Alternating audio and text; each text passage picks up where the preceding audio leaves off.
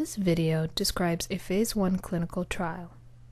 A Phase 1 clinical trial tests an experimental drug. The goal of this Phase 1 trial is to determine the amount of an experimental drug that can be given to a patient safely and with acceptable side effects.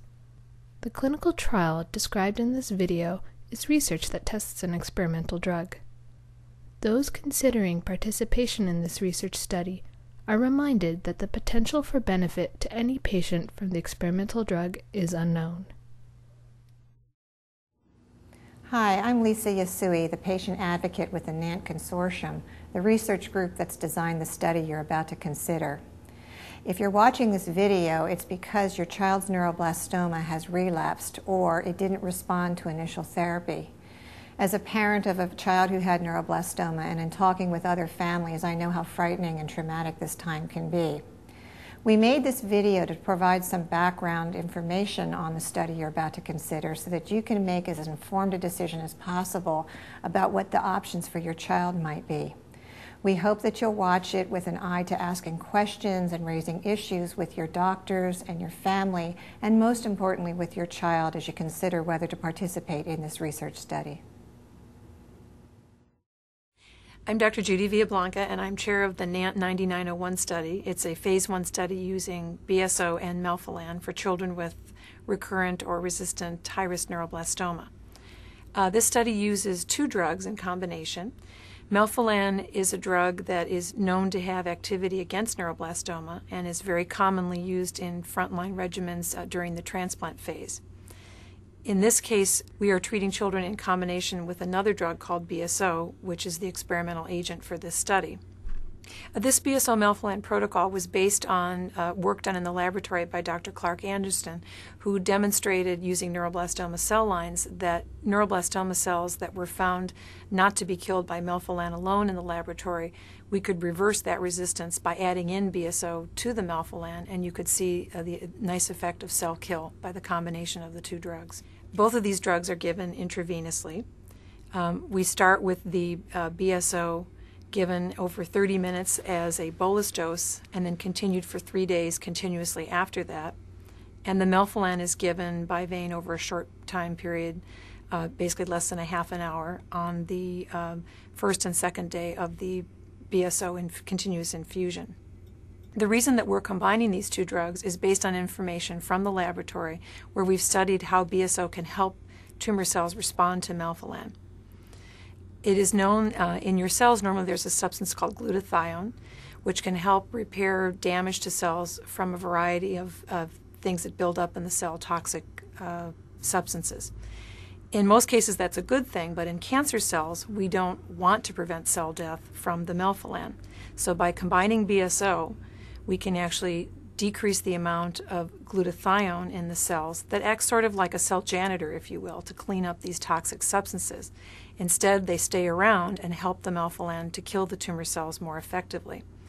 We know this from testing this drug combination against various cell lines in the lab, including cells taken from patients that actually failed to respond to higher doses of Melphalan than we're giving in this study. And so this gives us hope that this regimen will be effective for children who failed frontline therapy. In this study, the dose of the BSO that's being given is a same dose for all patients, so it will not be changed during the study, but we are gradually increasing the amount of Melphalan.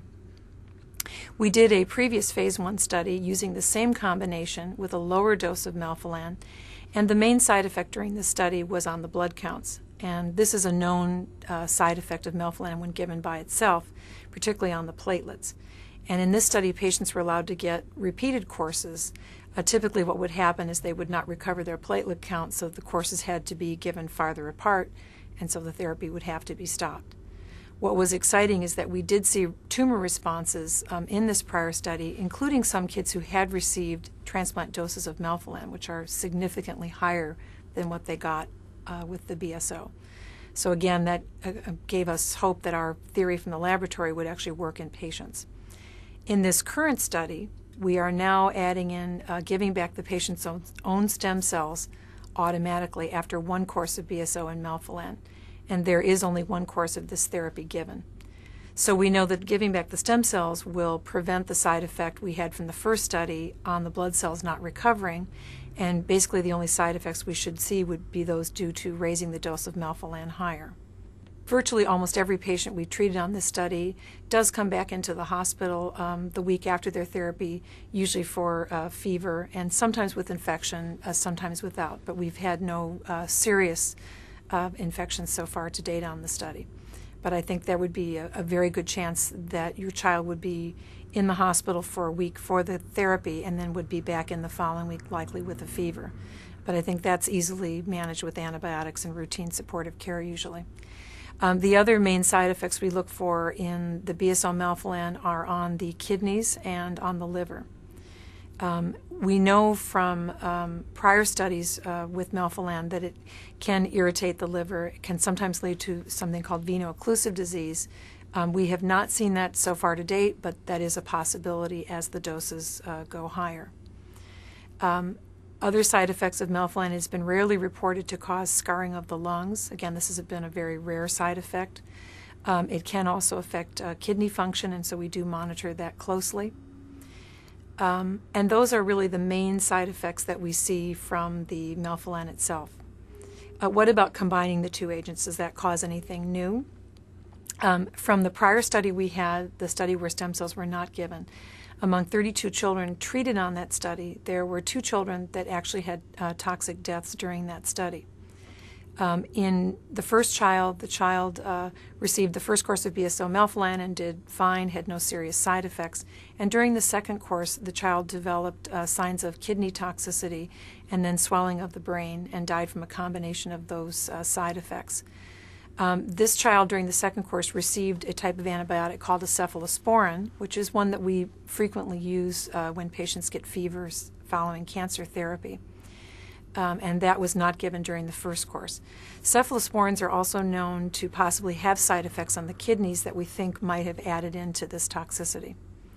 A second patient had a similar thing during the first course of BSO Melphalan, meaning they had symptoms of kidney side effects and then brain swelling, and the child ultimately died from those side effects. This child, on further evaluation, also had a large tumor mass in the brain, which we think likely contributed to the side effects of the brain swelling. Because of these 2 children, we've taken a number of significant safety steps during this current study so that we do not allow children to be treated if they have tumor inside the brain. And we check for that by within a month of coming on the study, your child would have either a CT or an MRI scan of the brain. And if we do see tumor in that area, we would not allow your child to be on study for safety reasons. We also now have very specific guidelines in the study for the physicians to avoid use of cephalosporin antibiotics because there are other choices in most cases. And we monitor very carefully for signs of kidney toxicity and would stop the BSO infusion if those any early signs occur. And so using those safety steps, so far we've not had any serious side effects on the kidney or brain swelling in the current study. We, of course, continue to monitor very closely for that. And we have very strict stopping rules if we should see an event like this. And it's important to know that if your child were to come on the study and it's after the time of recording of this, that type of information could be provided to you as an update by the physician consenting you at the time of the study. This video is intended to supplement the information that you will obtain by talking with your own physician about considering entry onto this study and explaining the possible risks and side effects. We thank you for considering participating in this NANT study. Those considering participation in this research study are reminded that the potential for benefit to any patient from the experimental drug is unknown.